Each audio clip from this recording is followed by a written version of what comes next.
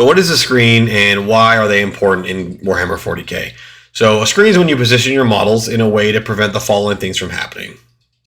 A standard 9-inch or 6-inch deep strike on your opponent's turn to help them set up a good line to shoot you or potentially do a secondary or take a primary. And lastly, you can utilize your screens to prevent really valuable rapid ingresses from your opponents to not only prevent them from staging in a great spot to charge you on their turn, but also to stop them from dropping in 9 and being able to heroic intervention when you charge something that you were planning on killing this turn. Because when this happens, your opponent gets to heroic, kill your unit most of the time, and then now they also get a free little slingshot to charge you on their turn again. It's very, very much a game-losing play, and it's super important that we're planning for this as we do our movement phase. And as you've probably heard before, screening is very important and is a huge difference in winning and losing games. A rapid ingress can easily swing the score 15, 20 points in your opponent's favor. Additionally, when you screen correctly, your opponent's not going to be able to drop in and get those free 4 points on established locus or that free behind enemy lines or those fun challenger cards that require them to be in your deployment zone. Screening is just very valuable, and I'm going to be talking about some units that do this job very well, and I'll show you some other tips to do it efficiently. So what does make a good screening unit? Well, they need to be cheap.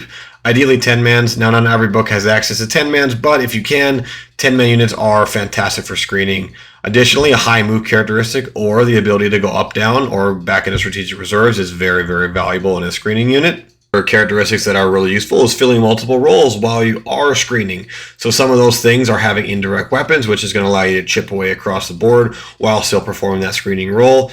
Aura buffs to make the units that are actually doing stuff hit a little harder or maybe be a little more durable.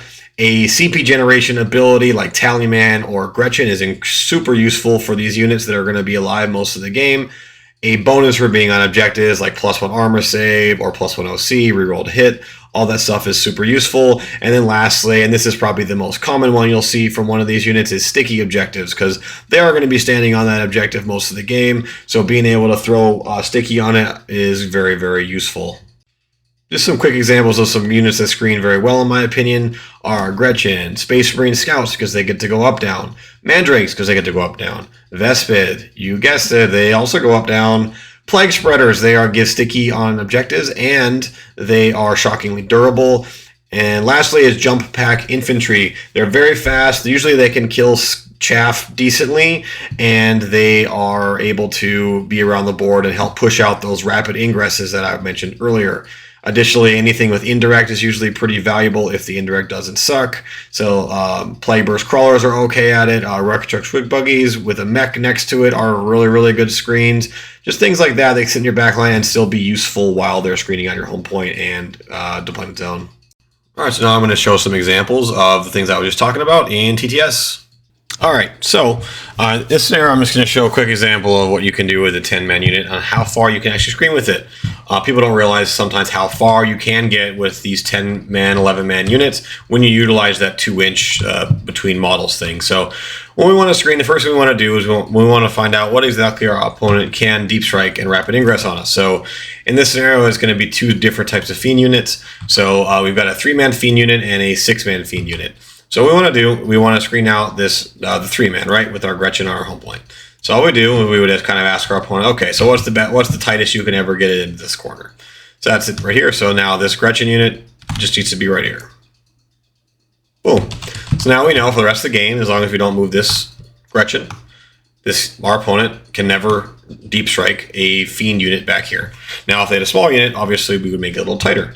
So moving on. Now we get 2 inches between every Gretchen, which is a lot. So we do have to keep 2 of 2 because we are a 10-man unit or higher. But now we got our little bow tie at the end. So now this Gretchen unit is going to be able to stretch all the way out. Very far. Okay. To try and do a little quick here. Now you could maybe be a little careful not to get shot in that building. The Gretchen you can loop around like this if you don't want to get shot. But just for sake of showing how far this unit can actually screen, I'm just going to go a straight line kind of like a doofus here. But just keep in mind, if everyone does have guns, you probably don't want to do this because Gretchen died to everything in the game. I think I got 10 killed by Vespid yesterday in melee. Crazy. Okay, cool. So now I remember we're at the end. So we do it to bow tie it. We get to go 0.3 out. Cool. 2 of 2 at the end, so 0.3. Cool. So yeah, so our Gretchen unit is now able to screen basically almost our entire deployment zone. And if we were a little more reckless with it, we probably could screen the entire deployment zone with just the one man unit of Gretchen. So also, we're on the point, so we're generating CP, like we talked about earlier, being really valuable. It's 4LC on the point, and then if we ever have to develop this unit for some reason, they still are kind of near the center objective, so they can start moving that way. So we know for sure, unless our opponent squeaks something in, basically right here, in this little pocket, that we have screened out our home point. So remember, 2 inches, guys. Every model can be 2 inches apart. Don't be afraid to do that. So, all right, moving on to the next one.